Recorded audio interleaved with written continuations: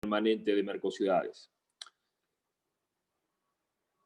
También compartir con ustedes el saludo del presidente de Mercociudades, el intendente de Asunción, Oscar Rodríguez, que estará el 28, la segunda jornada justamente de este espacio acompañándonos, y también el saludo del vicepresidente de Relaciones Institucionales de Mercociudades, del intendente Cristian Di Candia de la ciudad de Montevideo. Dicho estos saludos, estas presentaciones, me gustaría compartir con ustedes 2 o 3 conceptos. Primero, que estamos en el mundo en una crisis sanitaria, en una crisis humanitaria, yo creo que sin precedentes en el último siglo, en un contexto económico adverso. Ya veníamos en un contexto económico mundial adverso y hoy enfrentamos esta pandemia. Pero a diferencia de otras crisis, estamos, por ejemplo, a diferencia de la crisis del 2008, no es una crisis financiera, sino que estamos ante una crisis mundial de las personas, de los ciudadanos y las ciudadanas, de salud y de bienestar. Y acá yo creo que hay 2 elementos importantes que debiéramos poner sobre la mesa para ver cómo Mercociudades también apoya y trata esta situación. Lo primero es que estamos para hacer frente a esta situación mundial, creemos, para hacer frente a una economía mundial, es indispensable el rol del Estado, más que nunca, ¿no? La participación del Estado en resolver estos temas.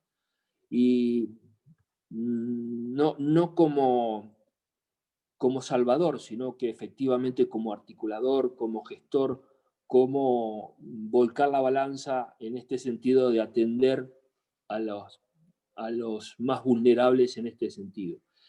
Y otro elemento que nos parece sustancial es la cooperación internacional que debemos de poner sobre la mesa para afrontar esto. Yo creo que efectivamente la fortaleza de los países o la fortaleza económica de estos países también ayudará a trabajar o a abordar esta problemática. Pero dadas las asimetrías que tenemos entre nuestros países, entre los países desarrollados y en desarrollo, el papel de los organismos que hoy nos acompañan, como ONU, el Banco Mundial, el Fondo Monetario Internacional, serán también imprescindibles a la hora del acceso al financiamiento y cómo efectivamente yo creo que suavizar o matizar este acceso al financiamiento de los gobiernos locales. Sin duda, para que eso ocurra, para que este acceso al financiamiento, a los efectos de sostener un gasto social, que es lo que estamos necesitando en esta parte del mundo, hay que mantener una actividad económica innovadora, pero yo también diría que los sistemas de integración, los sistemas regionales, debieran apoyar a los gobiernos locales a dar respuesta en este sentido. Mercociudades en sí misma es un espacio de intercambio y de cooperación, pero si dijéramos solo eso, creo que nos quedamos muy cortos. La esencia misma de Mercociudades está en construir integración, en construir vínculos, lazos duraderos en la región y por eso poner foco de las acciones de Mercociudades a atender el tema de la ciudadanía. Yo creo que efectivamente este espacio que nos propone la Vicepresidencia de Cambio Climático y Desarrollo Sostenible de Mercociudades es un espacio para esto, para intercambiar, para reflexionar y para dar respuestas en el corto y el mediano plazo a estos problemas que tenemos hoy. Y yo creo que hablar del espacio sostenibilidad urbana en la pospandemia justamente habla de esto, habla de cómo nosotros podemos accionar juntos los gobiernos locales desde la solidaridad regional.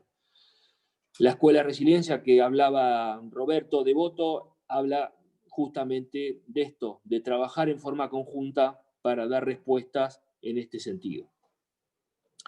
Por eso la Escuela de Resiliencia se da de la mano con este seminario, con estas jornadas de intercambio. Por eso la Segundo Día comparte este espacio de trabajo conjunto con otras organizaciones. Y para finalizar, invitarlos o dejarles la invitación de el 11 de noviembre próximo, Mercosidades cumple 25 años, ¿sí?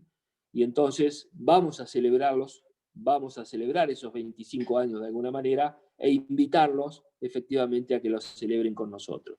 Ya vamos a ir dando más elementos, vamos a ir enviándoles estas invitaciones, pero queríamos hoy en este espacio justamente dejar el mensaje de esperanza, el mensaje justamente de trabajo conjunto, de vínculos duraderos, que el cumpleaños 25 de Mercosidades habla de eso, habla de la solidaridad y la construcción conjunta regional.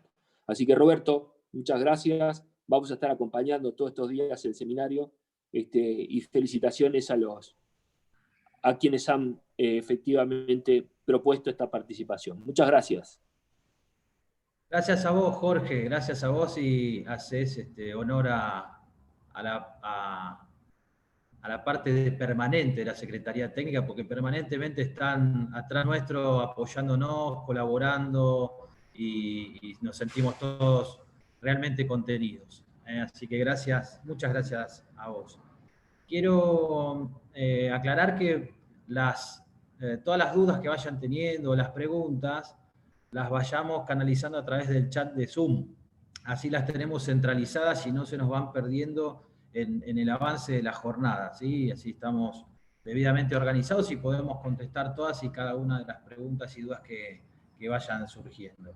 Quiero darle la palabra a Ari Banassi, prefecto de Sao Leopoldo, con quienes compartimos esta vicepresidencia de Desarrollo Urbano Sostenible y es con quien hemos organizado la Unidad Temática de Ambiente y Desarrollo Sostenible que lleva adelante Canelones también. Buen día, Ari, ¿cómo le va?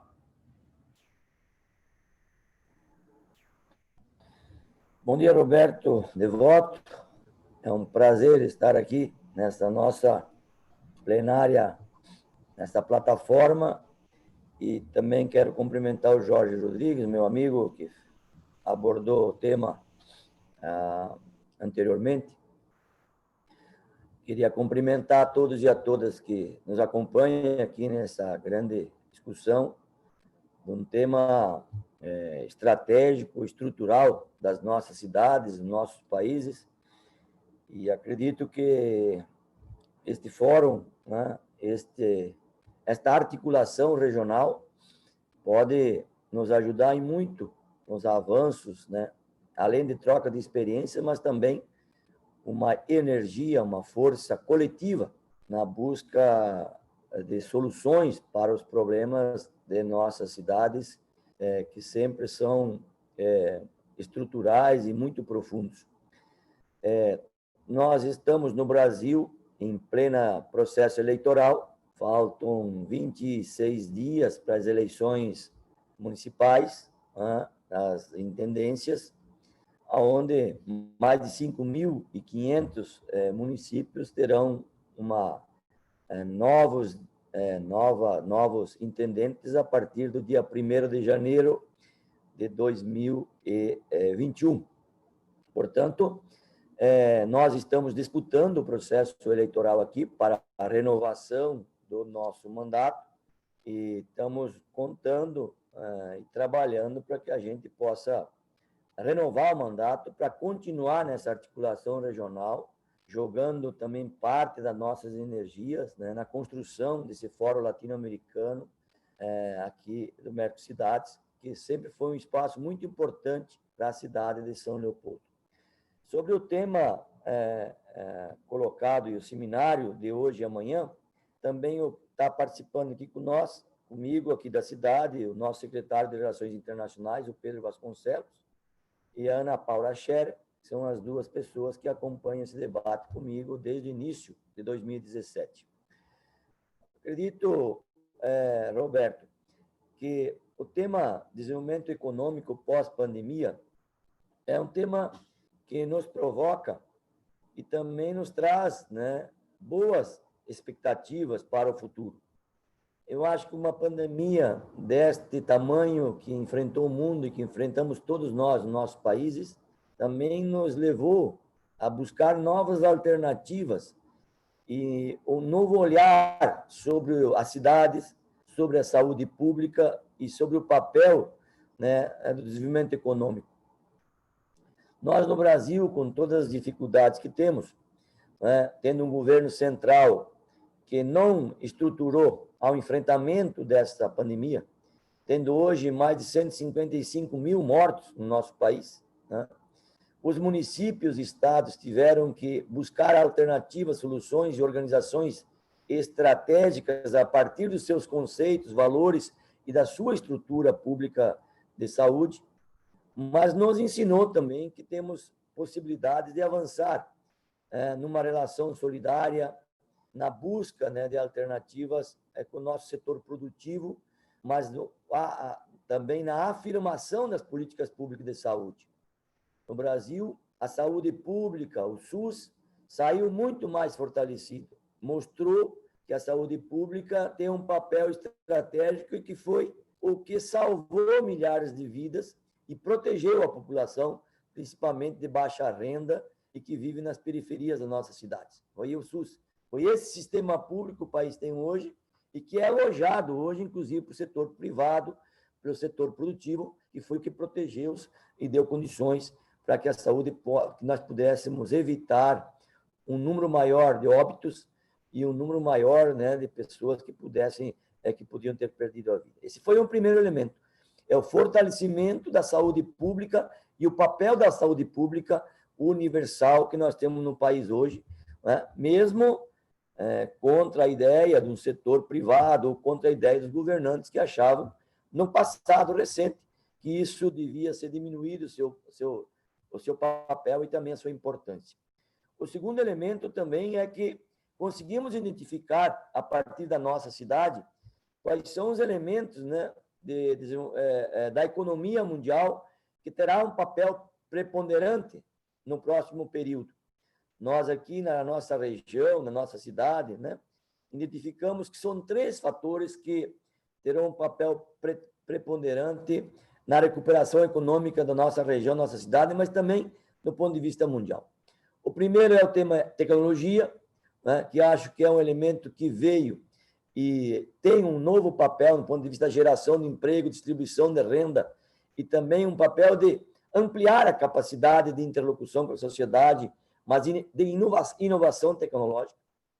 Esse momento que nós estamos vivendo, a tecnologia tem nos dado condições de ampliar a aproximação da sociedade, dos atores sociais, econômicos, sociais e políticos, né, a partir dessa inovação que vivemos nesse processo da pandemia.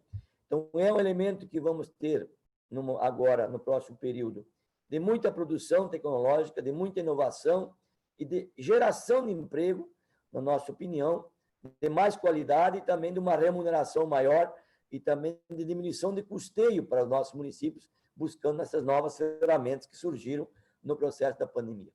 O segundo elemento é o tema dos serviços, né?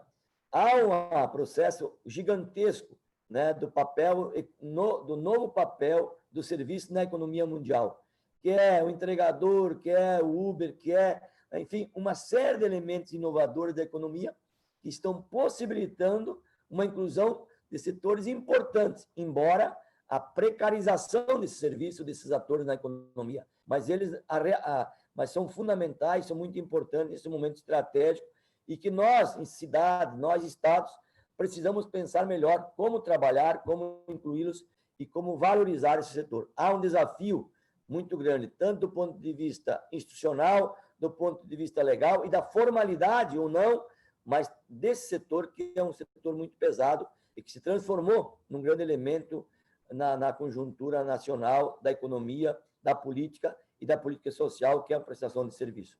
E um terceiro elemento que aqui nós temos que olhar na nossa cidade e região é o elemento, vamos dizer assim, da construção civil, que é um ator muito importante, né, de recuperação econômica. Sempre foi, a construção civil sempre foi um elemento importante da recuperação econômica mundial das grandes crises, né? Isso foi depois da Segunda Guerra Mundial, foi depois da pandemia, foi depois da crise da gripe espanhola, né? Tudo isso, a construção civil, a retomada da construção civil, que não é apenas a questão moradia, o tema saneamento, o tema infraestrutura urbana, a recuperação das cidades, que necessita de investimentos pesados, também é o terceiro elemento que é fundamental na recuperação econômica da nossa cidade. Tudo isso, posto isso, né, no país, ou na América Latina, ou nas nossas cidades, tem a ver com aquilo que o Jorge falou, né? Não há recuperação econômica num país ou numa cidade se não tiverem investimentos públicos, né? Hoje, no Brasil, nós temos um problema grave, que é a desconstituição das políticas públicas do investimento público para a cidade e para os espaços urbanos, tanto na Minha Casa Minha Vida, como no saneamento, como na questão ambiental. E sem investimento público, não existe uma recuperação econômica rápida, né? Para que se estanque ou que se diminua, né, na sociedade o empobrecimento da nossa população. Há uma velocidade muito grande no empobrecimento da nossa população no país frente a esta crise econômica. E, no nosso modo de ver, o papel desse fórum, inclusive, é como, né, recuperar a diminuição da pobreza e da miséria, e, no nosso entender, isso só é possível se houver investimento público. Investimento público passa pelo governo, passa pelos bancos públicos, né? Aqui no Brasil, Caixa Econômica, Banco Brasil, Banco Mundial de Desenvolvimento, o Banco Regional de Desenvolvimento. Quer dizer, acreditamos nós que isso talvez seja o grande elemento que possa ter uma vida mais curta à crise econômica, e se houver, de fato, investimentos, né, nessa relação nacional, internacional, para os municípios, poderemos recuperar a nossa economia mais rapidamente. Então, eu queria apenas colocar esses elementos de diagnóstico e das dificuldades, mas também de um caminho que poderemos seguir para recuperar as nossas cidades, não é? Recuperar os investimentos na cidade e também recuperar a inclusão social nas nossas cidades, do ponto de vista, a partir desta pandemia, que este elemento da cidade poderá nos ajudar a recuperação econômica com investimento público. Então, esse é um pouco a nossa observação. E queria apenas fazer um registro, né, do grande momento também que vivemos na América Latina, depois da Argentina, né, que teve esse debate de afirmação do processo democrático. Tivemos recentemente na Bolívia, esperamos também termos ali adiante no Brasil, né, onde a gente possa recuperar nos nossos processos democráticos uma visão social, humanitária, né, de compromisso, de distribuição de renda, inclusão social, dos investimentos públicos, um fortalecimento da democracia no nosso país, que aconteceu na Bolívia recentemente, e a recuperação do espaço democrático, da participação social e popular, mas também com o olhar, né, que a gente precisa ter, que é de recuperação dos investimentos públicos, da recuperação da economia a partir desse projeto. Parabéns a todos que estão aí. Vamos participar intensamente dessa plataforma, desse debate, né, para fortalecer esse espaço, para que a gente possa efetivamente ter um espaço não só de diagnóstico, mas também de alternativas, né, econômicas e políticas sociais para nossas cidades. Nesse caso, eu acho que é um bom espaço de reflexão. Obrigado. Vamos acompanhar essa reunião por mais um tempo. Muito obrigado, um abraço, um saludo a todos.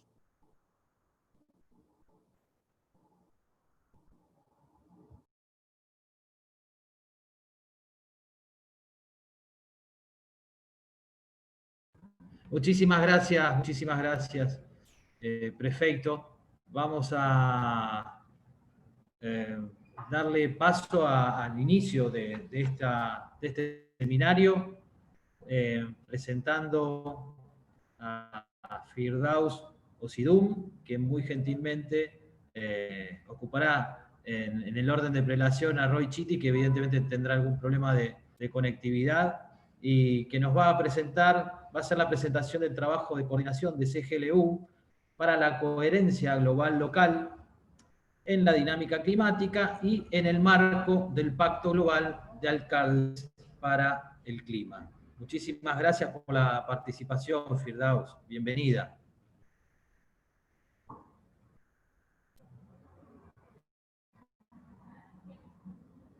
Buenas tardes. Primero agradecer la invitación a CGLU, al Secretariado Mundial de CGLU, a participar en estas jornadas que nos parecen críticas. Podemos estar hablando a nivel global de muchas cosas, pero si no hay repercusión y no generamos coherencia con los niveles regionales y nuestras secciones, pues poco impacto.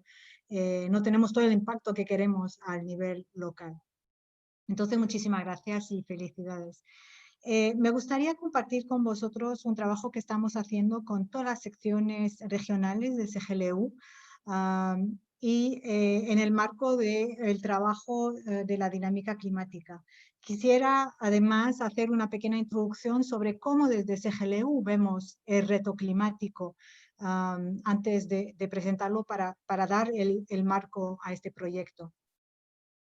Entonces, nosotros desde CGLU llamamos la estrategia de transición ecológica. Para nosotros el cambio se ha vuelto una constante. El cambio no es una cosa que mañana haya un cambio en una semana y llega el COVID y mañana otra cosa. El cambio es una llamada constante para la adaptación de todos. Entonces, desde CGLU nos debemos, en nuestra responsabilidad para con los gobiernos locales y sus poblaciones, proponer y hacer y ver juntos cómo adaptarnos. Entonces, dos preguntas claves se plantean para nosotros. Una es, ¿cómo asegurar que aún en tiempos de cambios generacionales y constantes se construye un mundo con equitabilidad, justicia social, justicia territorial, conocimiento compartido frente a los desafíos comunes? Para eso, para nosotros, es una cuestión de resiliencia. La resiliencia tiene que ser equitativa y para eso necesitamos unidad de todos los actores en la resiliencia ecológica. La segunda pregunta sería, ¿qué mundo estamos construyendo para las futuras generaciones? ¿Qué legado, qué planeta dejamos a estas futuras generaciones?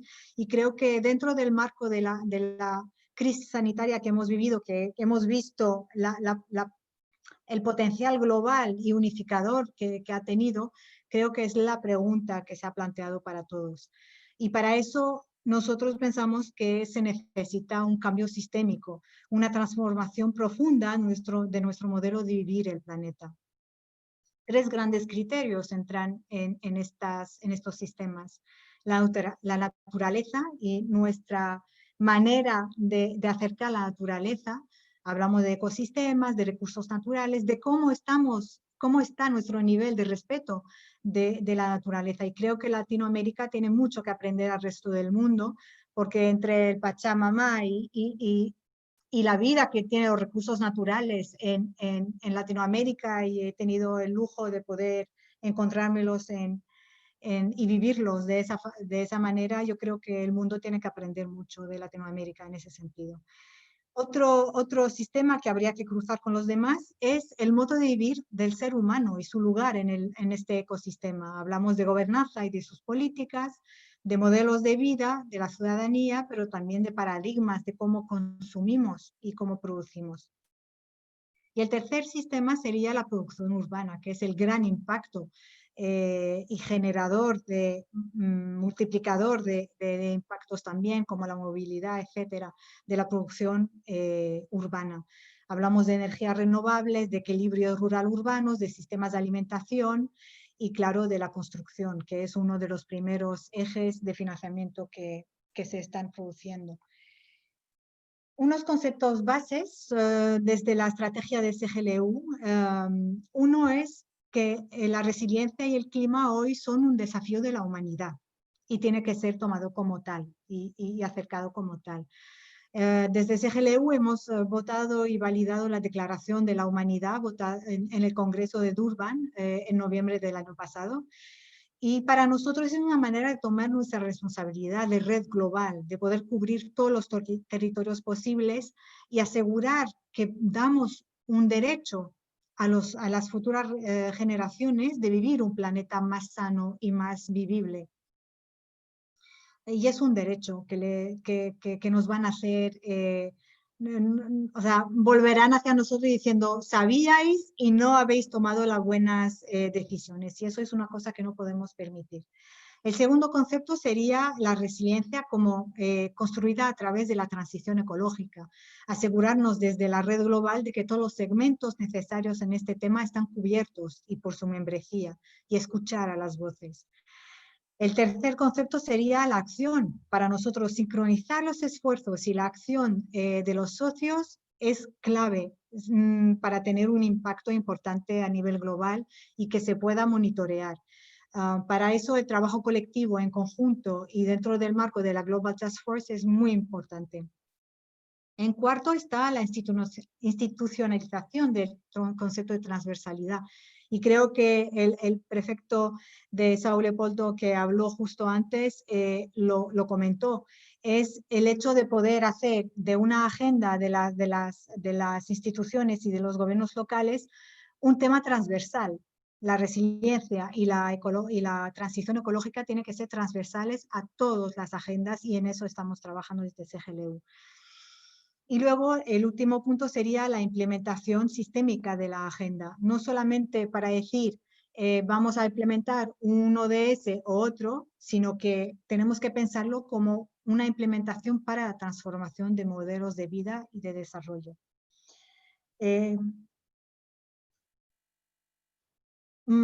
Estamos llevando muchos programas y actividades en ese sentido, pero quería resaltar 3 programas claves, entre los cuales el que voy a presentar hoy. Uno es lo que llamamos el GRC, que es la coordinación global y regional sobre la dinámica climática y se hace en el marco del Pacto de Alcaldes para el Clima y la Energía, y vamos a hablar en detalle de ello. El segundo muy fuerte que tenemos es el aprendizaje, el learning.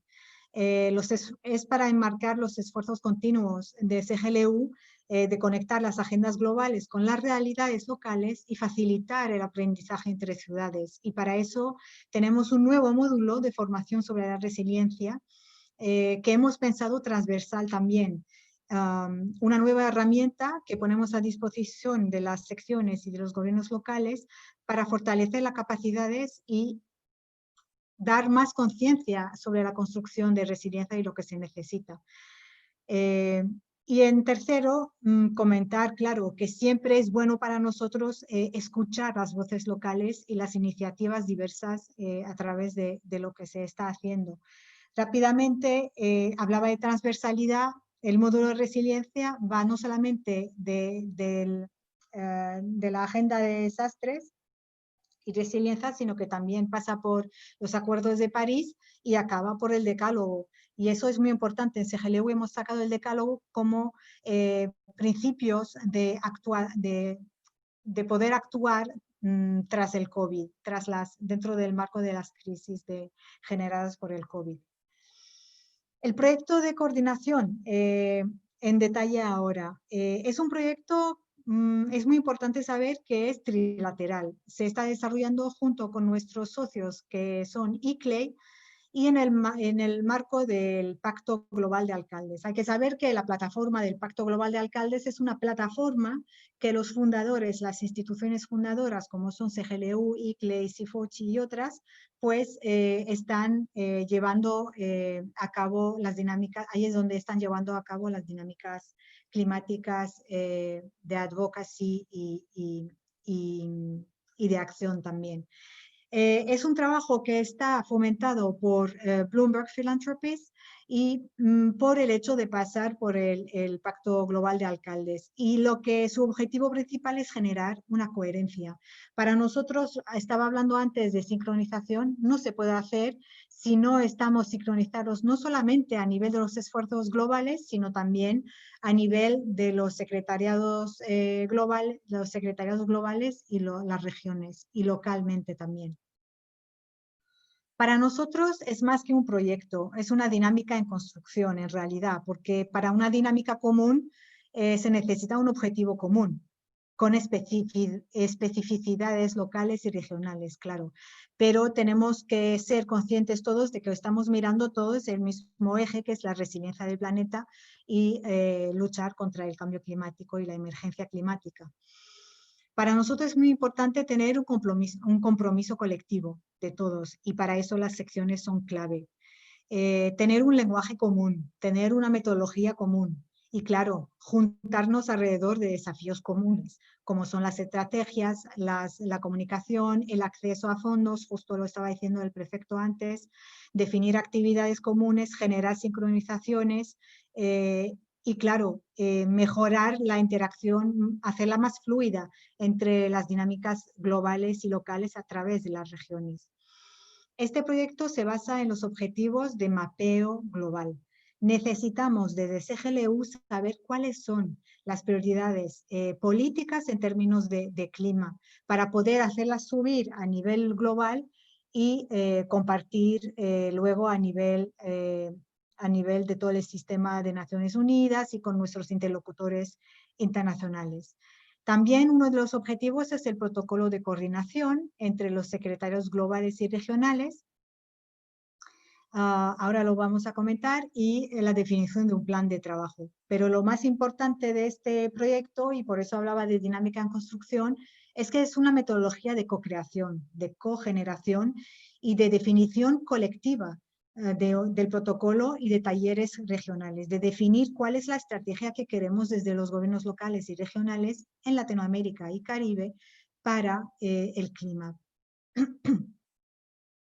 El protocolo tendría una forma de MOU entre lo que serían las secretarías regionales y las secretarías globales, tanto de CGLU como de ICLE, como del GECOM, ¿no? Del Pacto Global. El protocolo quedará después del proyecto y será uno de sus resultados para poder asegurar que siempre estarán ahí tomadas en cuenta las voces locales y las voces y el trabajo hecho a nivel regional para el nivel global. Y lo que nos es más importante es unir todos los frentes, unirnos frente a un reto global común y trabajar juntos. No entraré en el detalle del protocolo, ya lo trabajaremos al nivel de taller. Lo que estamos planteando son talleres regionales en cada uno de los continentes de nuestras regiones y habrá uno en Latinoamérica. También las fechas son definidas por las secciones regionales. Creo que Mercosudades ha elegido el mes de noviembre después de nuestro Consejo Mundial para montar el suyo y bienvenido, estaremos ahí apoyando. Lo que nos interesa también en los talleres regionales es que es un ejercicio de co-creación, como estaba diciendo, y para eso es muy importante invitar a todos los actores de la región que tengan una mano en el trabajo climático. Es realmente lo que queremos intentar es diseñar una estrategia para Latinoamérica juntos. Soy consciente y somos conscientes desde el Secretariado Mundial de que ha habido una estrategia diseñada el año pasado para la COP25, que al final no sé, es chilena, pero se hizo en Madrid. Hay una estrategia, pensemos esa estrategia porque ahora con el contexto del COVID todo se vuelve a replantear y tenemos que asegurar que esta realmente tome en cuenta a todos los gobiernos locales y sus voces. Entonces será muy importante tener a los gobiernos locales en la mesa de ese taller para definir juntos esa estrategia y ese plan de trabajo. Los ejes del plan de trabajo serán esos, el protocolo, el mapeo de las prioridades y el mapeo de las necesidades técnicas para asegurar que vamos juntos de la mano contra este frente. Nada más, os invitamos a uniros al taller latinoamericano y bienvenidos seáis. Muchísimas gracias por haberme invitado a juntarme a esta dinámica. Al contrario, muchísimas gracias por tu colaboración y tus aportes, Firdaus. Te agradecemos mucho y nos has aportado mucho material para el trabajo de final de unidades temáticas que serán luego el insumo de la próxima reunión de este seminario el 28 de octubre. Bueno, quedamos a disposición y esperemos al fin de las ponencias tener algunas preguntas y que puedas aclarar algunos de los temas donde haya quedado alguna duda. Quiero presentar ahora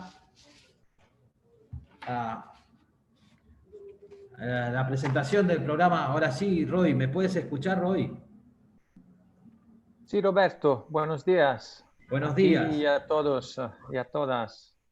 Buenos días. Escucho muy Ahora, bien, escucho muy bien. Muchas gracias. Roy Chiti, de ONU Habitat, nos va a hacer la presentación de gestión de residuos sólidos. Así que, bueno, te damos la palabra, Roy. Muchas gracias, Roberto. De nuevo, un saludo a todos, especialmente obviamente a los amigos de Mercociudades y de CGLU y todos los que nos están acompañando, en particular a Lautaro, Lorenzo, que saludo, Leonardo Eru, de la Unidad Temática de Medio Ambiente, y Jorge Rodríguez, secretario de Mercociudades, con los cuales siempre como ONU Habitat nos honra colaborar. Bueno, gracias por la invitación y la oportunidad de presentar esta iniciativa, que en inglés es Waste Wise Cities, o sea, ciudades inteligentes en temas de desechos, iniciativa de la cual Mercociudades es la red de referencia para su promoción en la región de América Latina. Bueno, antes de empezar la presentación, me quería un poco reconectar a las articulaciones y a los temas que se han tocado durante la exposición de los que me han precedido. O sea, y retomando un poco los mensajes que han salido, creo que el desafío de la gestión de los residuos sólidos urbanos antes y ahora durante esta crisis ha visualizado muy bien su importancia, así como la urgencia de abordar el tema desde una perspectiva integral, ¿no? Que solamente si avanzada de esta forma, yo creo que pueda contribuir también a procesos de transformación hacia la sostenibilidad, procesos más amplios de los cuales también Firdaus estaba hablando, ¿no? Como el camino hacia una economía circular, una buena gestión del ciclo del agua, del suelo, del aire y todas sus conexiones, todas las conexiones que todo esto tiene con el desafío del cambio climático. Así que me gustaría presentar esta iniciativa. Como ustedes saben, la gestión de los desechos sólidos urbanos es parte integrante del mandato de ONU Habitat en su apoyo a los gobiernos nacionales y locales para el conseguimiento del objetivo 11 de la Agenda 2030 y además de esto, y nuestra acción, como he dicho, se inserta dentro de una temática bastante compleja, ¿no? Donde si podemos partir con la presentación, donde los datos nos indican un poco la magnitud del problema, ¿no? Porque lo podemos llamar así, es un problema en este momento que no ha estado abordado de la mejor forma y por eso está visualizando criticidades importantes vis-a-vis el tema del ambiente, de la sostenibilidad ambiental y cambio climático. Sí, la siguiente, por favor.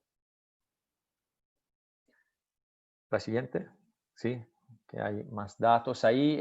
No, simplemente para contextualizar con un poco de datos, 2 billones de personas en el mundo están recogidas de residuos, 3 billones están sin acceso a la gestión controlada de residuos y ya sabemos que mientras que hoy, en este momento, estamos con una contribución a las emisiones mundiales de gases de efecto invernadero alrededor del 5%, ya sabemos que los próximos 5 años desafortunadamente subirá hasta un 8-10%. Y como decía antes, la pandemia, la pandemia en la cual estamos viviendo ha intensificado el impacto en los sistemas de salud y la economía en el mundo. Por lo tanto, durante este tiempo es aún más importante garantizar una prestación fiable y segura de los servicios de gestión de residuos sólidos urbanos, municipales. La siguiente. Por favor.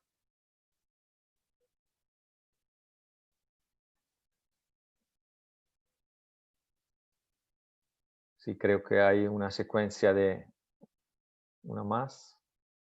Dale más. Sí.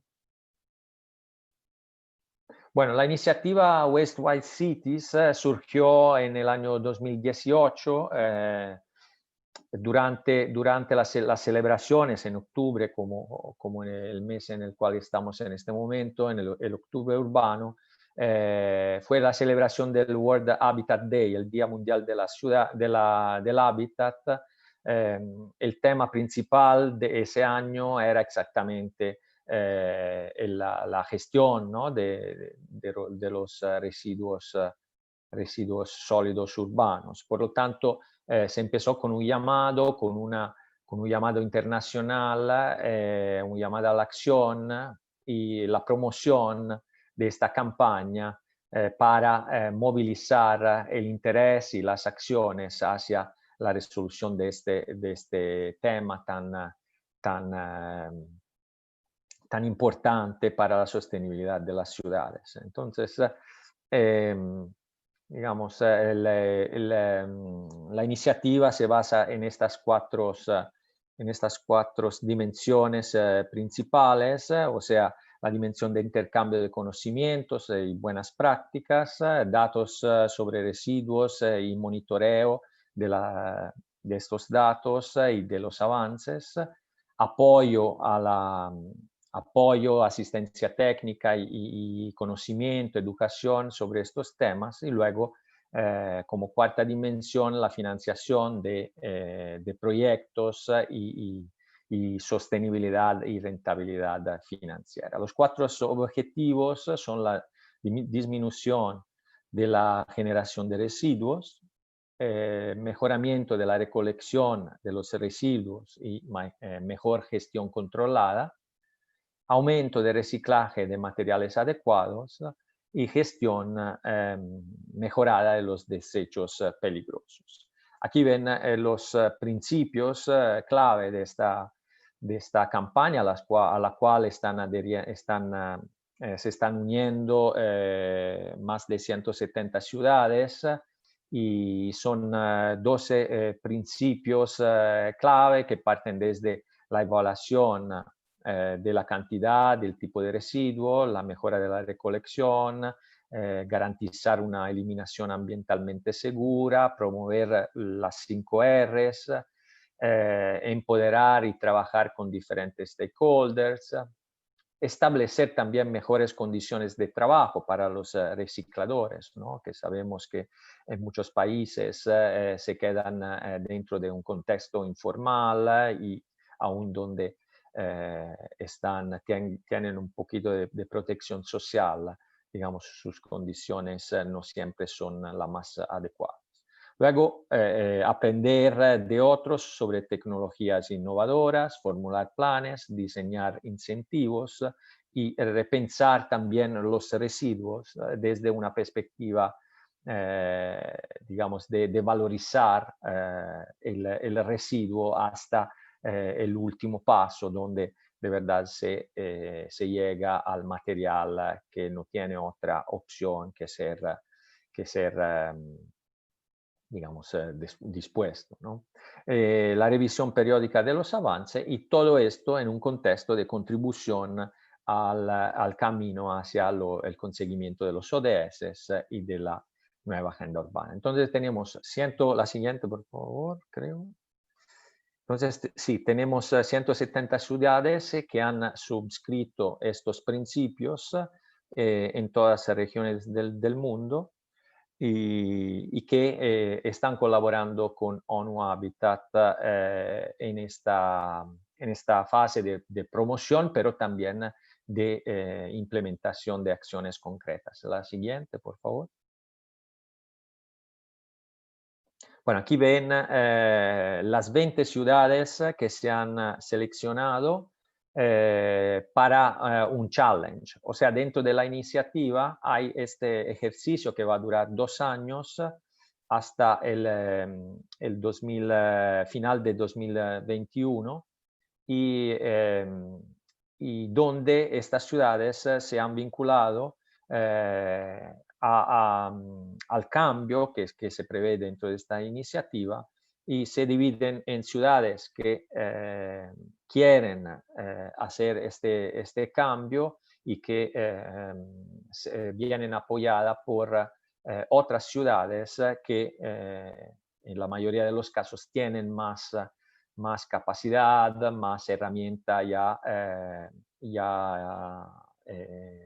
accionable y todo esto con el apoyo técnico de ONU Habitat. Como ven, todas las ciudades, todas las parejas que ven ahí son parejas, digamos, donde hay una ciudad que se compromete para el cambio, que está en una situación de debilidad y otra que ya ha alcanzado ciertos niveles. Para la región de América Latina tenemos solamente una pareja de momento, con Lima como changemaker y Buenos Aires como ciudad que apoya este proceso. Sin embargo, aunque esta iniciativa, o sea, esta challenge tenía unas fechas límites para aplicar, hemos tenido mucha demanda, por lo tanto hemos abierto otra vez y por ejemplo desde la región ya sé que San Paulo se va a unir y tomo la oportunidad también para las ciudades que hacen parte de la red si quieren juntarse, aunque la fecha límite ya haya pasado, todavía hay esta oportunidad. La siguiente, por favor. Bueno, digamos, la iniciativa de Waste Wise Cities no podía no tomar en consideración la situación actual. Por lo tanto, dentro del marco del programa Waste Wise Cities se ha avanzado y finalizado una guía estratégica para la respuesta sobre el manejo de residuos sólidos urbanos, una respuesta a la emergencia COVID. Brevemente esta guía, para no alargar demasiado la presentación, esta guía identifica zonas críticas que se desarrollan en la guía misma con recomendaciones en términos de comunicación, cambio de la generación de la dinámica de generación de desechos, la seguridad de los trabajadores, o sea, con mucha conexión con los principios de la iniciativa se desarrollan recomendaciones que se pueden actuar en esta fase de crisis debido a la pandemia. La siguiente. Y las estrategias se dividen en estos 10 puntos para las operaciones de gestión de residuos sólidos en el contexto del COVID-19 y la guía estratégica está disponible online también en lengua española. Así que la pueden, si tienen interés, la pueden descargar y utilizar. La siguiente. Bueno, ahora quería un poco presentar con un poquito más de detalle la herramienta, ¿no?, del Waste Wise City Program. La siguiente, por favor. Bueno, ¿qué es esta herramienta? Es una herramienta de evaluación y monitoreo rápido de flujos de residuos sólidos urbanos con el fin de poder definir planes sobre los desechos basados en evidencia. Ha sido desarrollado por ONU Habitat y se basa en el indicador 1161 de los ODS, o sea, la proporción de desechos sólidos municipales que se recoge periódicamente y con una descarga final adecuada respecto al total de desechos sólidos municipales generados y desglosada por ciudad. A través de esta herramienta se desarrolla un apoyo a las ciudades y a los países para que puedan diseñar también propuestas de proyecto, ¿no? De proyecto bancarizable, para que puedan recibir una financiación o que sirvan para una movilización de recursos, ¿no?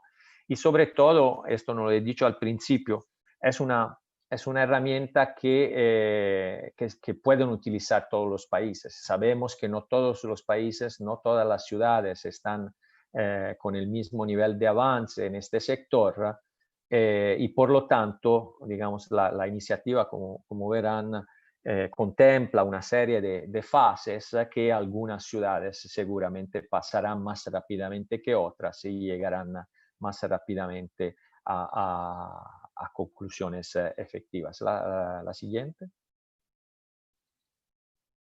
Bueno, entonces a través de esta herramienta se pueden facilitar los informes sobre el progreso en la consecución de los ODS. Se puede mapear la cadena de recuperación de los residuos sólidos urbanos y los actores que hacen parte. Luego, para poder establecer marcos de colaboración, asociaciones con todos los actores del sector privado, pero también del sector informal, ¿no? que sabemos en la región, también en la región América Latina y Caribe, es muy frecuente. Y luego otro tema es que nos ayuda a identificar fugas de plásticos. Es muy actual este tema porque es un problema muy importante que tenemos que solucionar, también porque la contaminación de los plásticos, como todos saben, digamos, resulta acabar en el ambiente marino con todos los problemas que esto provoca, ¿no? Ya sabemos que según los datos, nos dicen que si no cambiamos, digamos, nuestras acciones y si no cambiamos el manejo de estos residuos, para el 2050 habrá más plástico en el mar de lo que del número de peces que estarán ahí. Y luego elaborar recomendaciones para políticas y programas relacionadas con los desechos. La siguiente. Bueno, una última mirada en términos de apoyo de la iniciativa a las ciudades. Como decía, elaborar proyectos financiables para la movilización de fondos, generar datos y evidencias y luego diseñar estrategias más integrada de gestión de residuos, pero que creen también negocios de economía circular y oportunidades de subsistencia, sobre todo cuando hablamos, esto resuena mucho a la situación del sector informal que está empleado en estas tareas en muchas ciudades de la región. La siguiente. Bueno, como decía, estos son 7 pasos fundamentales que no sirve repasar. Aquí los hemos mencionado. Como he dicho, no todas las ciudades están al mismo nivel de avance, por lo tanto, para algunas la fase de preparación y la generación de datos sobre la composición para los hogares, para el uso, digamos, para la producción de residuos de tipo no doméstico, etcétera, puede ser una tarea más fácil, para otras no. Por eso que tenemos esta challenge dentro de la cual tenemos ciudades que ya han pasado por algunos de estos pasos y otras que acaban de empezar. Así que es una herramienta bastante completa porque por cada uno de estos pasos hay, digamos, acciones muy detalladas y herramientas como hojas de Excel ya preparadas, luego, digamos, el uso de herramientas digitales abiertas como el Kobo Tools o otros que permiten recabar datos rápidamente y de forma geográficamente localizada. La siguiente. Bueno, un poco para concluir, para que vean un ejemplo, uno de los ejemplos que ya se han desarrollado en otros países. Y, por ejemplo, aquí tengo el ejemplo de Nairobi, donde digamos, se ha analizado, esta es una de los resultados de la aplicación de esta herramienta. Aquí ustedes ven el flujo de residuos sólidos urbanos para Nairobi, que se han analizado desde las cuatro áreas principales, o sea, mirando la generación de desechos, cómo disminuir su generación, luego mirando la gestión a través de instalaciones, impulsar la recuperación de material y hacer que estas instalaciones sean más controladas. Luego, la mejor, digamos, el área de mejora en la eliminación en sitios adecuados y luego mejorar la recogida de residuos. Desde toda esta análisis hay muchos resultados, pero aquí se destaca que hay una fuga de plástico muy importante que se está filtrando en los sistemas de agua, que corresponde a casi 4 kilos por persona al año. Y ustedes, estamos hablando de una ciudad con más de 3 millones de habitantes, así que se pueden imaginar el impacto de esta situación. La siguiente.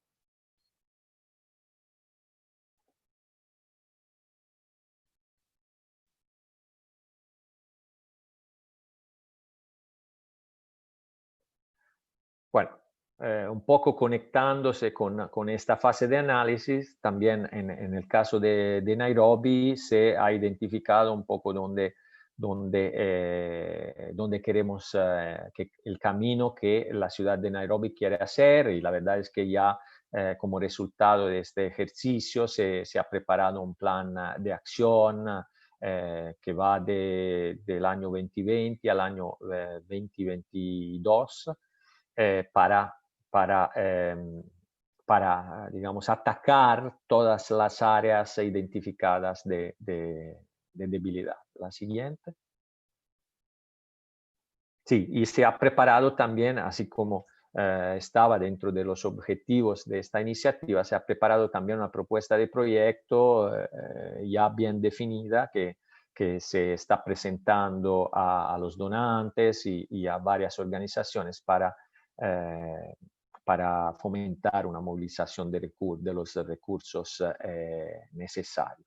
Y se ha hecho ya a través de esta, y este es un valor agregado que tiene la iniciativa, es que durante toda esta fase también de análisis de los datos, etcétera, uno de los resultados que podemos tener en cuenta es el establecimiento, ¿no? Un poco ya del equipo de ejecución, ya de equipos de coordinación, entendimientos entre el gobierno nacional y local, organizaciones y asociación de residentes. Así que ya tenemos también para la implementación de un posible proyecto un trabajo, digamos, preliminar que ya se ha consolidado y seguramente facilitará la implementación de eventuales proyectos.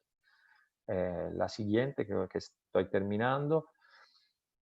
Bueno, aquí se repite un poco, es el flujo, ¿no?, de la preparación del proyecto, desde la aplicación de la herramienta a la identificación de las áreas críticas y el diseño de proyectos para solucionar estas áreas y tener un impacto en el terreno que se pueda medir, que se pueda monitorear y que pueda contribuir también al objetivo global,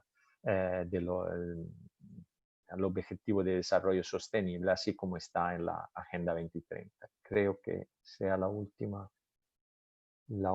Sí, por lo tanto, hay posibilidad, obviamente, de unirse a la iniciativa y hay también posibilidad de participar en esta challenge junto a las 20 ciudades, 22 ciudades que ya se han unido y acaban de empezar. Para mañana, como han visto, dentro de esta iniciativa hay también la posibilidad de tener equipos de la ciudad o individuos de las ciudades que beneficien de una capacitación a la distancia que hace virtual, que hace ONU Habitat. Por ejemplo, mañana tenemos una y hay un programa digamos, bastante periódico donde se hacen este tipo de facilitación y esto permite también de ampliar una comunidad de prácticas y para que haya un mayor intercambio sobre los desafíos y sobre las soluciones que se identifican. Por lo tanto, les agradezco la atención y cualquier duda estamos a disposición. Gracias. Muchísimas gracias, Roy. Muchísimas gracias. Muy esclarecedor todo lo que nos has contado y, bueno, al igual que vos en el resumen, me pareció como lo del challenge de ciudades, a partir de ciudades que tengan vocaciones de cambio apuntaladas, como es el caso de Buenos Aires y Lima, por una ciudad de apoyo.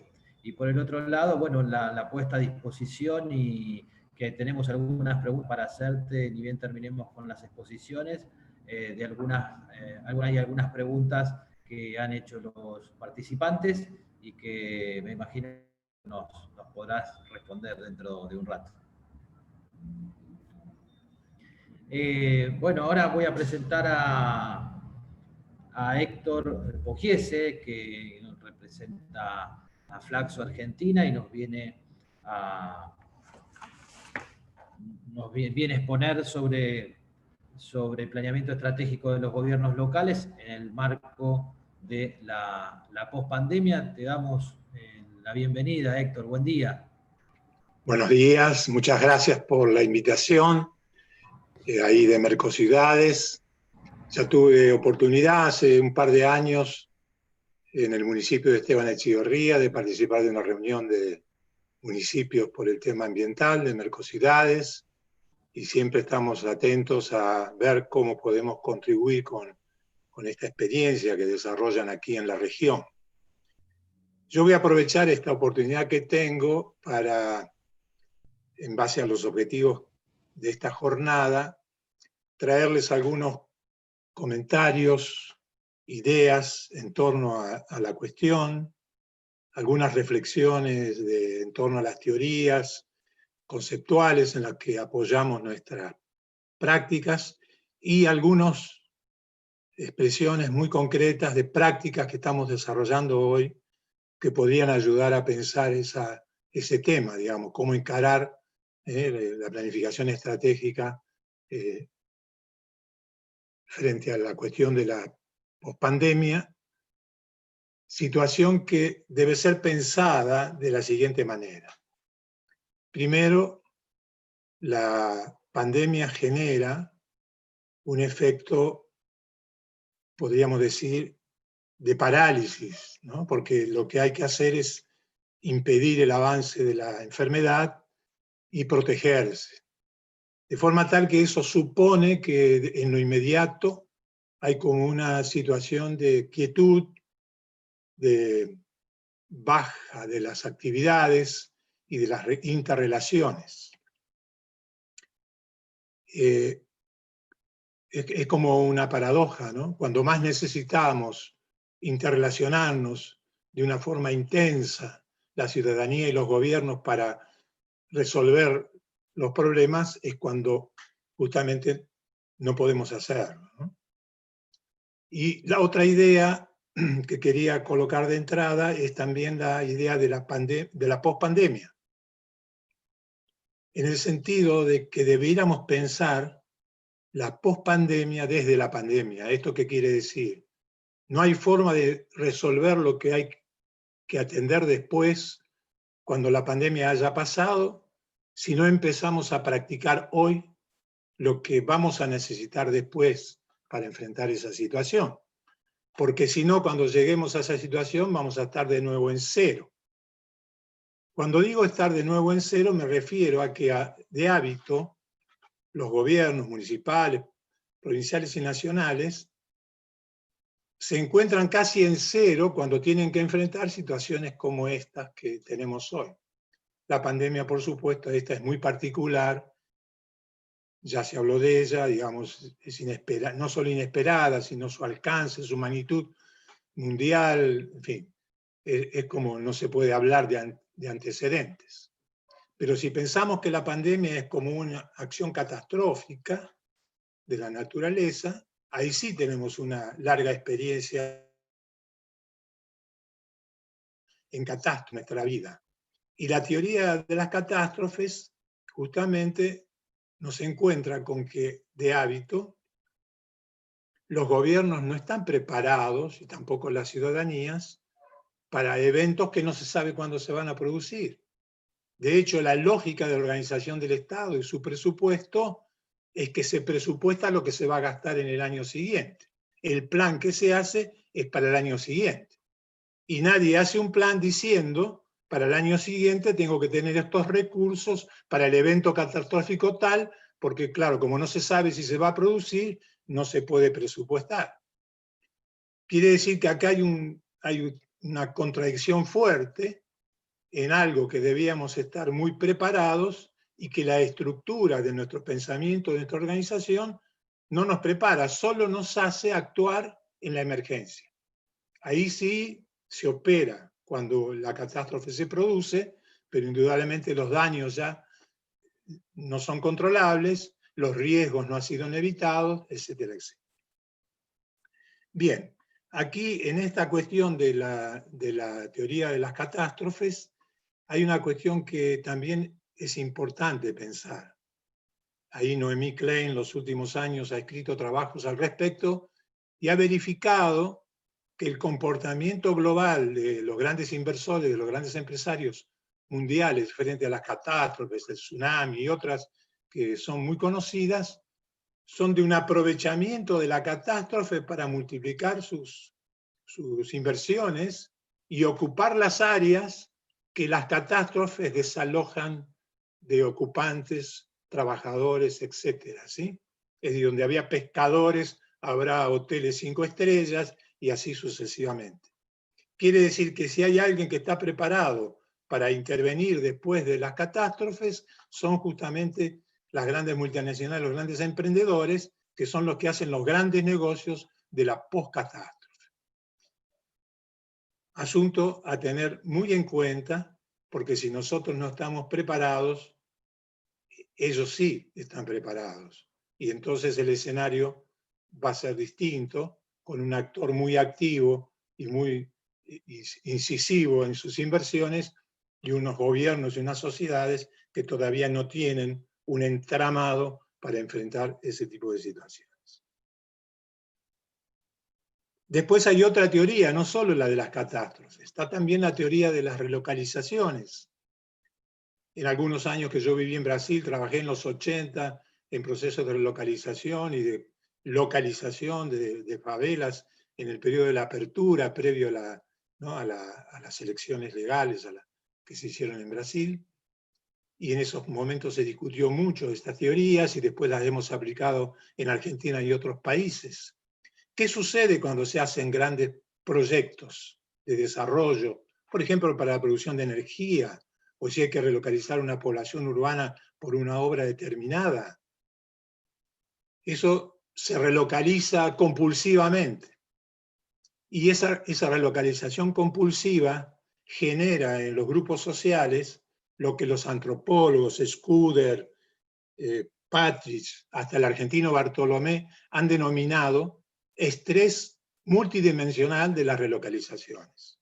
Esto es, la amenaza de un cambio, de una situación estructurada socialmente, cualquiera que sea, aunque sea pobre, aunque sea culturalmente diferente, no importa, tiene un enraizamiento, tiene una vida, tiene una cultura, es amenazada, va a ser desplazada y de hecho es desplazada. Y eso genera un estrés multidimensional en las poblaciones, aumenta su mortalidad, la morbilidad, se desorganizan los liderazgos, etc. Lleva muchísimo tiempo a esos grupos sociales, después que eso se ha producido, reestructurarse después de semejante situación.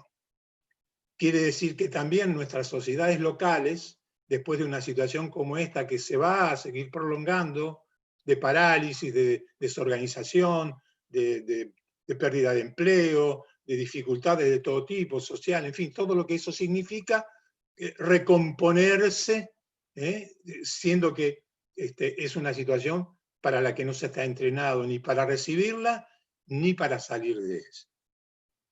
Quiere decir que aquí la cuestión de lo previo es fundamental. Por lo tanto, eso confirma esa idea que yo les daba inicialmente, de que si no hacemos la introducción hoy de la prevención y de los planes previos a la pospandemia, después estaremos muy desnudos frente a una situación dificultosa que ni siquiera sabemos todavía cómo va a ser. Y ahí está el tema también del proceso democrático, porque la pandemia de alguna manera también paraliza los procesos democratizantes. Yo hablo desde la experiencia de un programa que ya tiene 4 décadas en Flaxo, que nació como consecuencia de la Conferencia de Estocolmo del 72, la primera conferencia mundial de la ONU que fue sobre el ambiente, y que convocó por primera vez a la participación ciudadana en las políticas públicas. Y lo que nosotros hacemos es construir y diseminar programas, planes, formas, metodologías para desarrollar planes y programas que se construyan y se gestionen participativamente entre el Estado y la sociedad. ¿Por qué? Porque hay cada vez más problemas en el mundo, y los ambientales que se están conversando aquí son claros, que están en lo que podríamos llamar la esfera pública. Ya no son exclusivamente de los estados, ni pertenecen exclusivamente al comportamiento de la sociedad, sino que están en una fase de superposición que se la llama esfera pública. Entonces, para que esa fase de superposición de la esfera pública sea eficaz en la práctica, se necesita algo así como una especie de pactos, de contratos sociales, de corresponsabilidad entre Estado y sociedad. Y para que esos pactos o contratos sociales de corresponsabilidad se establezcan, es necesario crear escenarios específicos para que trabajen conjuntamente y establezcan los acuerdos.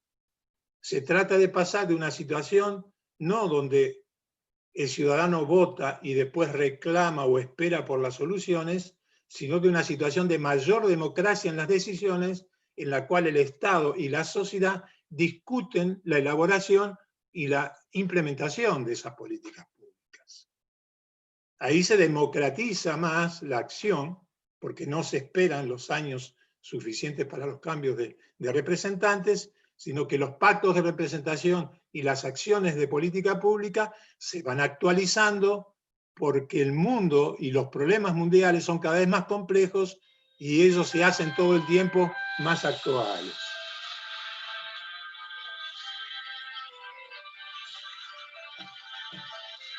Entonces, perdón, aquí.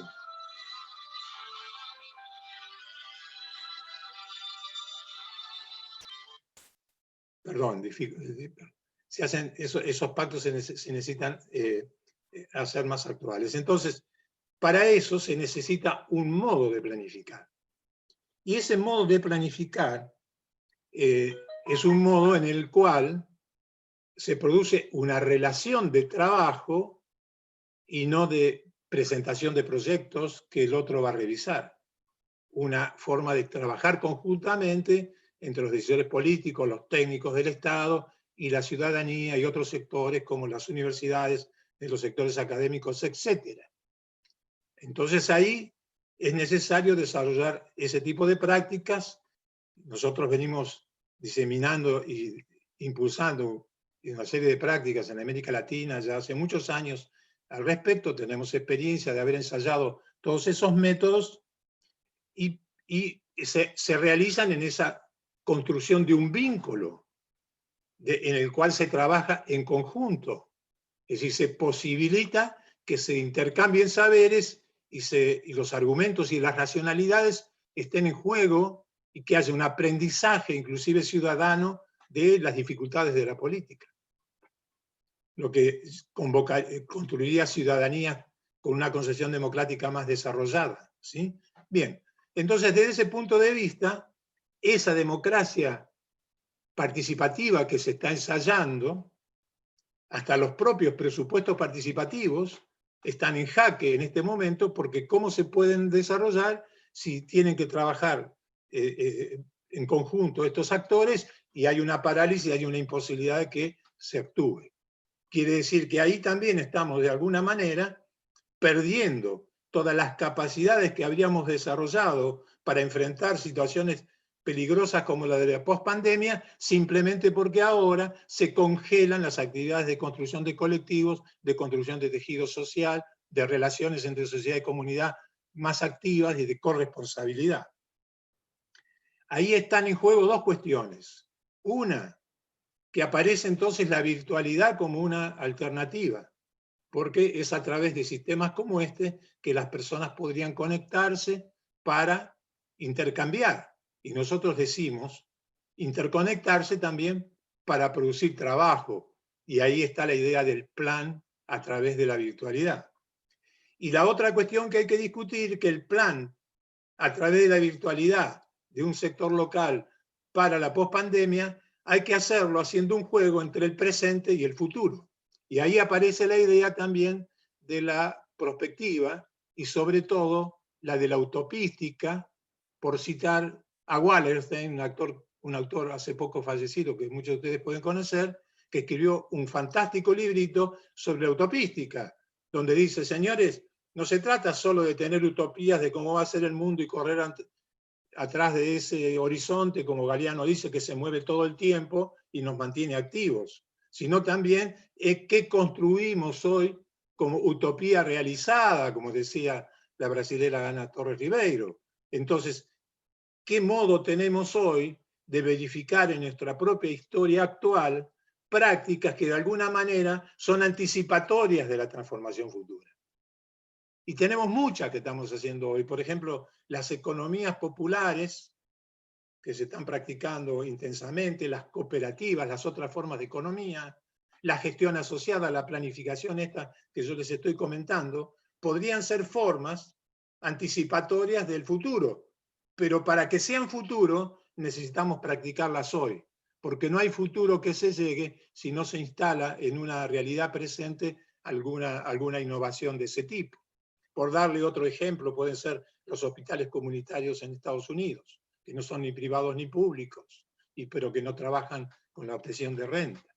En fin, entonces quiere decir que, fíjense, en este momento tenemos en juego una herramienta que es la virtualidad, a la cual no tiene acceso la mayoría de la población en forma normal para utilizarla como herramienta de trabajo, y mucho menos la hemos pensado nosotros como un componente de nuestro trabajo decisional.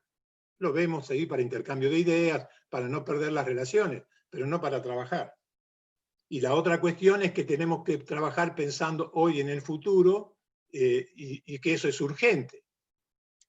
Entonces, ahí yo les digo, el gran problema que tienen que enfrentar hoy los gobiernos locales es lo que yo llamaría el peligro de extinción de los colectivos construidos, de las estructuras sociales ya trabajando, de los tejidos sociales activos de relación entre Estado y sociedad, que de alguna manera muchos gobiernos con ideas transformadoras empujan. No todos los gobiernos, pero algunos las van empujando, y son como promotores de una democracia más abierta, más amplia. Entonces, ¿cómo enfrentar, y aquí con esto termino porque es el final, a esto quería llegar, cómo enfrentar ese peligro de extinción? Entonces, en esos proyectos que nosotros veníamos desarrollando, como le decía, territoriales, de salud, de medio ambiente, de desarrollo urbano, no importa, son de infinidad de temas que se hacen entre Estado, sociedad, estructuras académicas en forma común, en especie de sistemas de planificación permanentes o continuos que se trabaja en conjunto, etcétera, se paralizaban. Y entonces toda esa construcción corría riesgo. Y ahí nosotros pensamos que había que como que hacer así, dar vuelta a la media, decimos, por decirlo en un lenguaje popular, por poner una cuestión popular. Cambiar la situación. Si esos escenarios activos de muchos actores que se relacionan entre sí para producir el desarrollo local o territorial, se juntaban para hacerlo y ahora no se pueden juntar, pero trabajaban también en grupos que esos plenarios preparaban por los asuntos, ahora invertimos la situación. Reconstruimos el colectivo a partir de una concepción de red de grupos virtuales de trabajo.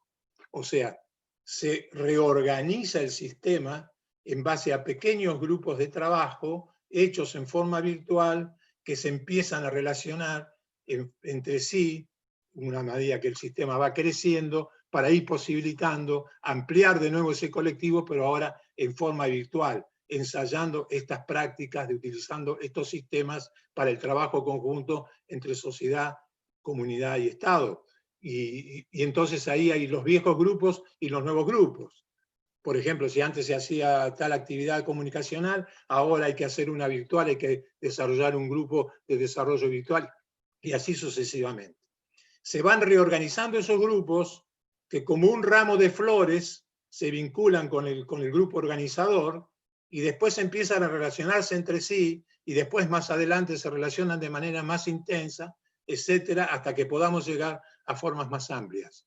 Entonces, desde ese punto de vista, mantenemos la actividad productiva, mantenemos la acción, sea comunicadora, sea en planes de prevención, sea en planes de educación, sea en discusiones teóricas, sea en el tema que corresponda y que se pueda hacer virtualmente, de modo de mantener la actividad y el desarrollo de esos proyectos, ¿no?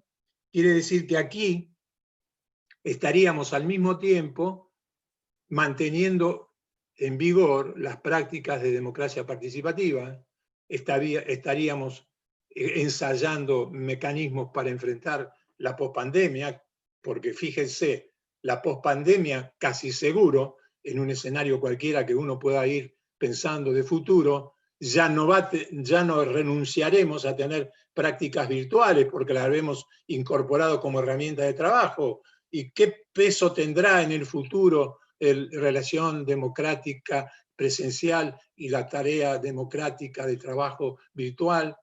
¿Podrá mantenerse? ¿Cómo será para sostenerse? ¿Cómo será para popularizarla? Porque de hecho no sabemos nada de todo eso, ¿sí?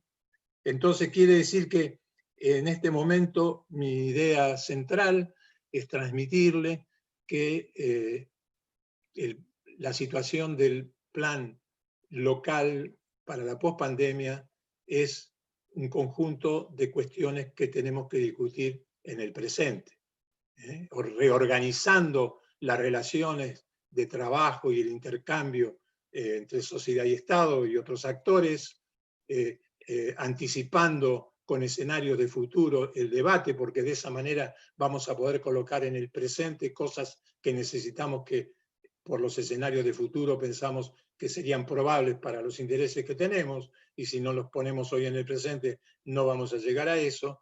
Y además trabajamos contra el estrés multidimensional, contra la fractura de la estructura social, contra esa amenaza que se construye sobre los tejidos, y mantenemos viva una red de relación socio-gubernamental. Porque las redes que se construyen habitualmente o son de comunitarios, o son de intendentes, o son de técnicos, o no son de especialistas, pero en este sistema, en esta lógica de construcción de la política pública, las redes que se construyen, los tejidos sociales que se están ensayando, son tejidos de una relación más permanente en la planificación y la gestión de las políticas entre comunidad, sociedad, Estado, políticas y comunidad. Desde ese punto de vista, entonces, convoco a pensar el plan estratégico con esta lógica y superando la utilización de los métodos tradicionales que no consideran este tipo de planificación. Está de moda una idea de plan estratégico donde finalmente son expertos que hacen el plan y la comunidad es llamada al principio para que dé algunas opiniones, pero después no se vincula a la sociedad con la gestión de ese plan. Y lo mismo cuando se hacen los planes con la lógica situacional, que es una oficina del Estado que hace el plan. Entonces, señores o amigos, a mí me parece que esta pandemia exige que entendamos de una buena vez que el plan hay que hacerlo entre todos, entre sociedad, Estado, comunidad y academia, y no abandonar nunca esa práctica porque es la que más vamos a necesitar para enfrentar las dificultades de la pospandemia. Y cuidado que en la pospandemia están las multinacionales preparadas para hacerse cargo de las tierras arrasadas que dejan estas pandemias. Nada más. Muchas gracias. Muchísimas gracias, Héctor. Muchísimas gracias por participar y esclarecernos todo lo que es el proceso de planificación estratégica a nivel local, sobre todo en este momento tan complejo que es la pospandemia, que va a ser el tiempo más complejo de todo. Lo otro lo fuimos aprendiendo o tratando de aprender, tratando de cometer la menor cantidad de errores, porque a nivel global no teníamos los equipos preparados para afrontar semejante problema y ahora nos encontramos rápidamente, sin terminar el ciclo del problema de la enfermedad y de la pandemia a nivel global y con rebrotes a nivel global, tener que pensar seriamente en lo que viene después, que es la obligación de, sin lugar a duda, de todo gobernante y de toda persona comprometida con lo público. Así que muchísimas gracias, Héctor, y hay algunas preguntas ya para este momento del seminario. Comenzamos con una pregunta para Firdaus. Vamos a respetar el orden de prelación. ¿Y me escuchás, Firdaus? Sí, te escucho, Roberto, por favor. Nos pregunta Enrique, a partir de lo que vos planteás siempre, ¿no? De la inclusión en el proceso de co-creación, ¿qué concretamente hacemos para comprometer a la sociedad civil, como es Zapata, que es un poco también lo que plantea Héctor, ¿no? El nuevo sentido de gobernanza con esa pata importantísima que es la sociedad civil, que normalmente queda fuera de esas cuatro paredes donde se suelen decidir cosas en el modelo tradicional.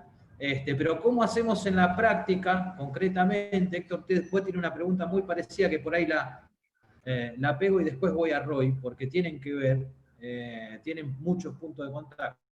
En el caso de Firdaus, la pregunta es ¿cómo comprometemos a esa sociedad civil? Y para que lo vaya razonando Héctor, es ¿cómo convencemos a los decisores de que la sociedad civil debe ser parte de ese proceso? Así que primero Firdaus y luego Héctor. Gracias, Roberto. La pregunta es una pregunta crítica para nosotros, en realidad. Estamos llevando... El congreso que hicimos en el 2019 fue un congreso para las comunidades. Tenemos muy en cuenta el hecho de que los gobiernos locales son electos y que están ahí para representar a la ciudadanía. Entonces, Hemos también desarrollado dinámicas que aseguran el hecho de poder escuchar a la sociedad civil estructurada y asegurar que esas voces que no siempre pueden pasar por los gobiernos locales, pues lleguen también y aseguren, aseguren que sean tomadas en cuenta, ¿no? En este proceso en particular que presenté hoy, estamos invitando a que se organicen tanto los gobiernos locales como la sociedad civil alrededor de las regiones. O sea, Mercociudades aquí tiene un rol relevante y prominente. A la hora de montar el taller es interesante y es importante que se aseguren que los actores principales, en términos de pensar estrategias de actores en la realidad, en el terreno, nos digan, esto que estáis pensando, señores, no va a funcionar. O a lo mejor lo tendríais que hacer, el objetivo es bueno, pero con abordándolo desde otro eje, porque estaremos definiendo actividades también. Por eso es importante asegurar que todas las voces están, por un lado, y por el otro, los que no puedan estar, porque si no tendremos un taller de 2 días para escuchar a todos y cada uno, que envíen sus propuestas. Yo sugeriría que envíen sus propuestas a los organizadores para poder asegurar que de alguna manera la voz está ahí. Pero a la hora de la implementación, no habrá implementación sin las comunidades a través de los gobiernos locales. Lo tenemos muy claro. Muchísimas gracias, Firdaus. Muchísimas gracias por la participación y muchísimas gracias por contestar a la pregunta. Héctor. No. Debes abrir el micrófono. Tu micrófono está cerrado. Ahí está. Bueno, el tema es el siguiente. Se necesita convencer a decisores políticos, se necesita convencer a áreas de la sociedad civil, se necesita convencer también a sectores académicos. O sea, la transformación de la formulación de las políticas públicas con esta lógica necesita que esos 3 actores, algunos de ellos, estén convencidos que tienen que ir por este camino. El proceso es gradual. Cuando vos empezás en un proyecto, empezás con ellos 3, porque no tiene ningún sentido. Lo que sí es cierto es que hace falta la voluntad política como punto de partida para esos ejercicios. Entonces, cuando un intendente, hay un poder local que dice, bueno, yo quiero mejorar mi política, tengo este problema muy complejo, suponete el de la basura o una gran obra, una relocalización de poblaciones, una cuestión ambiental, lo que sea. Entonces el intendente o el gobierno municipal está dispuesto a avanzar en eso con actores, entonces ahí se lo ayuda a armar el grupo inicial en el que tiene que haber comunidad y tiene que haber universidad, por ejemplo. Entonces, ahí sí, cuando el grupo inicial que promueve la acción es un grupo mixto, eso va ayudando al convencimiento de los otros. Porque no es que el Estado viene a golpear las puertas y te dice, che, vengo a hacer acá una cosa participativa, y el otro te dice, no, pero ¿por qué? Hacé lo que tengas que hacer, yo estoy muy ocupado con la vida, para eso te elegí. Entonces, ¿cómo es el cambio que tiene que hacer, ¿no?, un ciudadano para saber que una parte de su tiempo él lo puede dar, pero es necesario utilizarlo para beneficio de la política pública? Ese punto es un punto de concientización política del individuo. O lo mismo el académico, que él está investigando porque nos da buenos resultados, pero la importancia que tiene de que se siente con los otros para ver qué otra cosa es investigar o cómo adecuar todo eso. Quiere decir que el proceso es un proceso de construcción sociopolítica, es pedagógico, pero para que se inicie tiene que haber una voluntad política. Yo, por contar rápidamente 2 casos de estos donde estamos aplicando ahora este método del ramo de flores, que les conté antes, de transformar el colectivo en una cosa virtual. En Florencio Varela hace 2 años venimos desarrollando con este método unas prácticas de prevención sanitaria, mirá qué casualidad, en los territorios más humildes del municipio, en varios territorios, junto con la Universidad de Florencio Varela, que también tiene una orientación a una práctica territorial, y con las estructuras comunitarias de esos territorios. Entonces, cuando se organizan esos consejos, que son territoriales, y ahí empiezan a aparecer la intersectorialidad, porque en el territorio vos tenés un punto de articulación de los sectores del propio municipio que normalmente actúan por su cuenta, lo que decía la colega Firdaus, ¿no? En el sentido de la convergencia que tiene que haber, de la articulación que tiene que haber.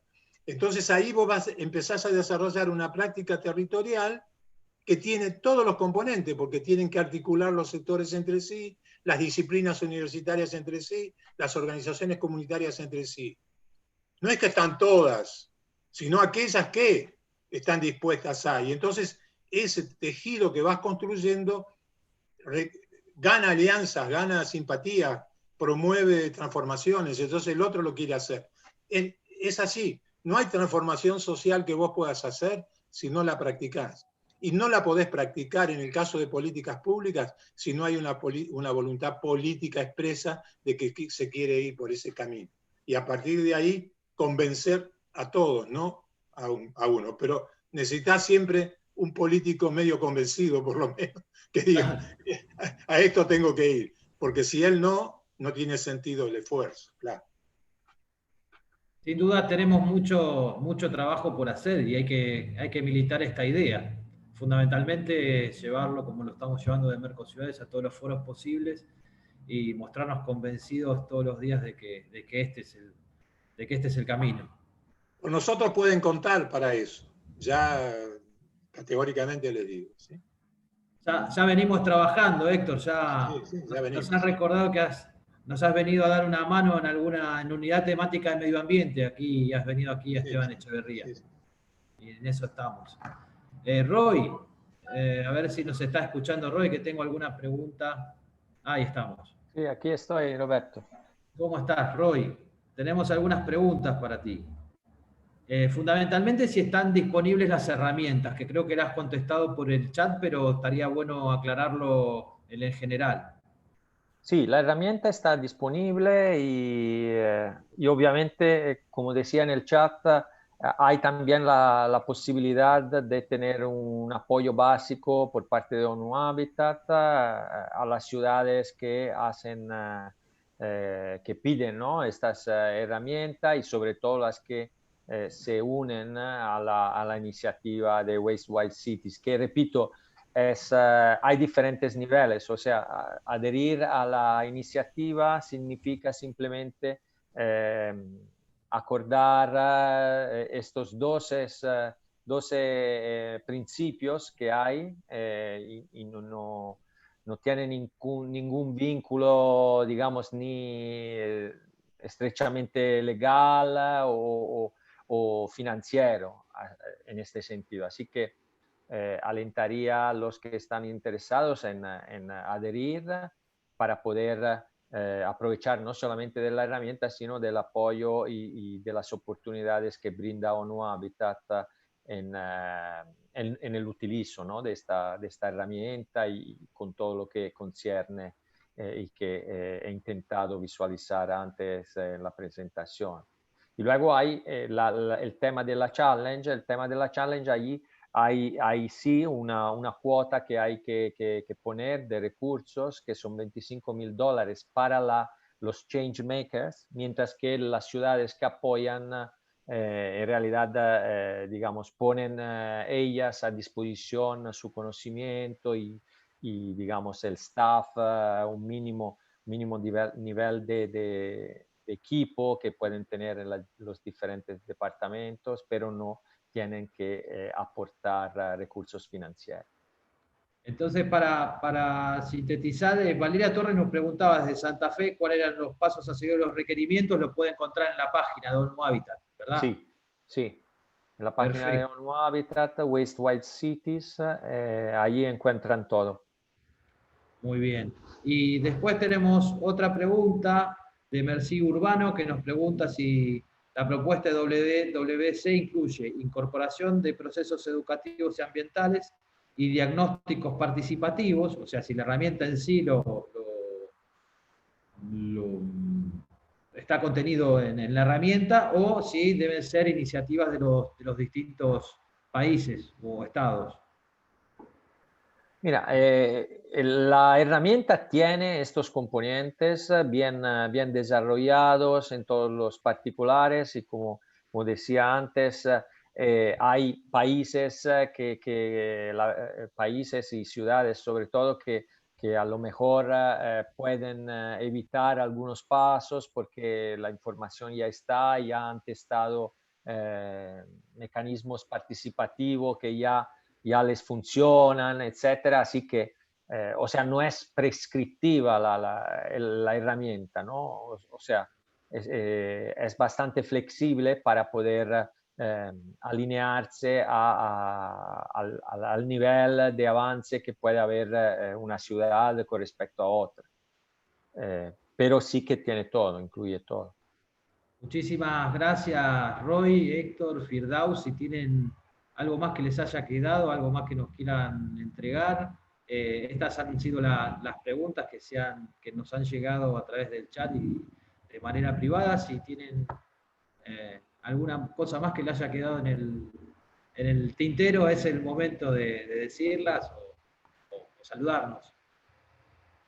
Bueno, gracias Roberto. No, en mi caso creo haber explicado bastante la iniciativa y nada más que reiterar el apoyo a Mercociudades en estos temas tan importantes como el tema del cambio climático y medio ambiente y que, como ya se ha dicho, en esta fase de crisis que estamos pasando con todo el cambio que pueda venir y sabemos que hay riesgos que los cambios no sean todos positivos y es por eso que tenemos que trabajar para que sea, como siempre, una oportunidad para acelerar en particular en el conseguimiento de los objetivos que hace 5 años toda la comunidad internacional se ha dado con estos 17 Objetivos de Desarrollo Sostenible. Por tanto, un gran saludo, felicitaciones por esta actividad muy interesante, gracias a todos los ponentes y a todos los que han participado y hasta la próxima. Muchas gracias, Roy. Héctor. Hacer mía las palabras del intendente de San Leopoldo respecto a las situaciones particulares de esta coyuntura, ¿no?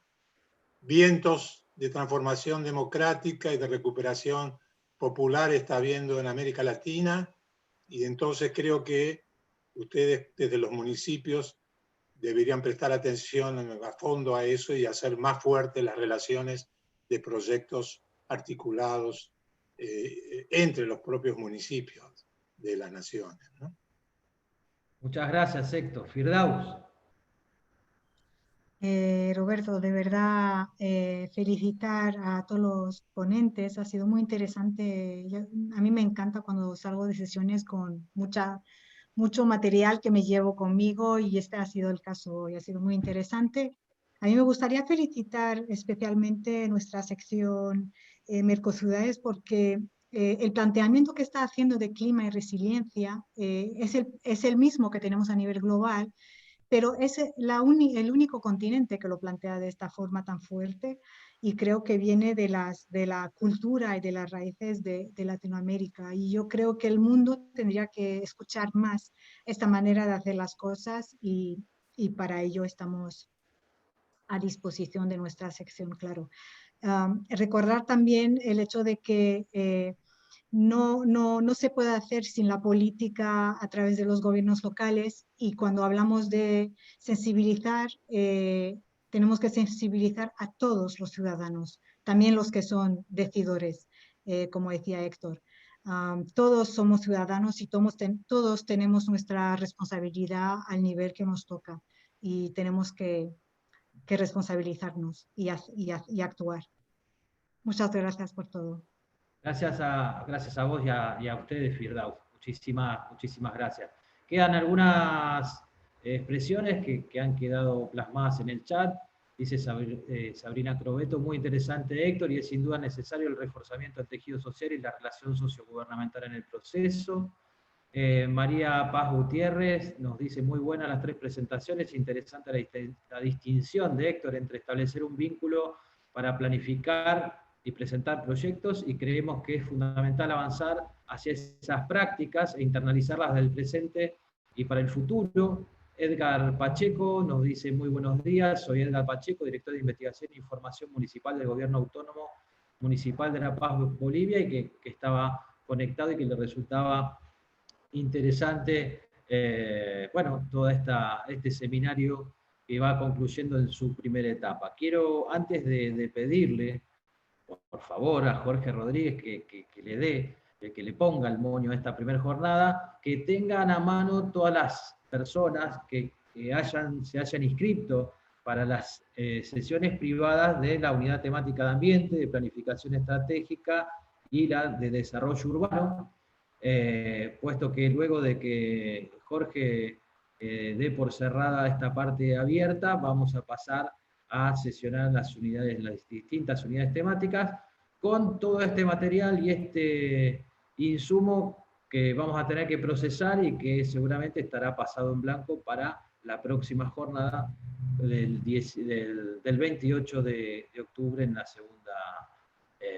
el segundo encuentro de este seminario. Así que tengan, por favor, los accesos a las unidades temáticas, aquellos que se hayan inscrito. Jorge Rodríguez. ¿Me escuchás, Jorge? Yo te tengo que habilitar. No lo puedo habilitar. Ahí estamos. Ahora sí. Bueno, en realidad muy rápido porque estamos ya fuera de hora. La verdad que mis palabras son de agradecimiento.